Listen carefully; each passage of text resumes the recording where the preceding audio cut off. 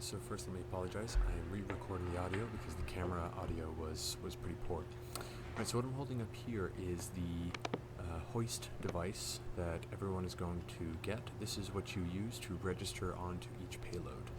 So you see it's got an eyelet coming out the top, it's got a washer epoxied in there, that's a critical part. It's also got 4 holes up top. These are sized, so if you very carefully thread in a 1/4 inch 20 bolt, it should grab it. Not for strength, more for just registering something if you want to attach anything else, but just an FYI. Okay, next up is a prototype payload. Not the final version, but it's probably 98% there.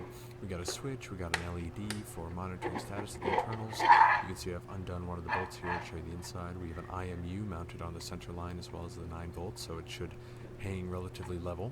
And you can also see there's a magnet bolted into the top here in a proud cone, so you can imagine that registers very nicely with the hoist device in red there.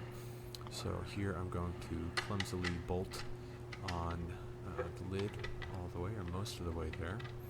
And one of the improvements we've made to that last 2% of the updates for the final payload is making this a little easier to do with one person holding it up in the air, trying to keep it in focus. Okay, so it's bolted on. Let's take a look with the hoist device.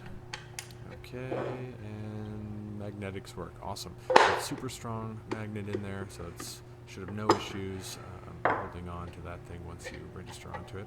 And then you can see the bottom of each payload also has the same shape as the hoist device. So that means, again, you get to see me clumsily take this thing apart. Good catch. That means if you have one payload already picked up, you can still pick up other payloads if you have worked out that your hoist can handle that weight. And they will also register and snap together, which what I'm doing here is taking off the lid so I can show you the base of the payload registering with the and sure enough, no issues. And for good measure, just show. Cool. So remember, do not knock that washer out. It's epoxied in there, but we need it like that. Okay, next up, this is demonstrating a quick demo board we put together so we can prototype our motors for the XY demo rig. So we got a power supply hooked into wall power, gives us 24 volts out.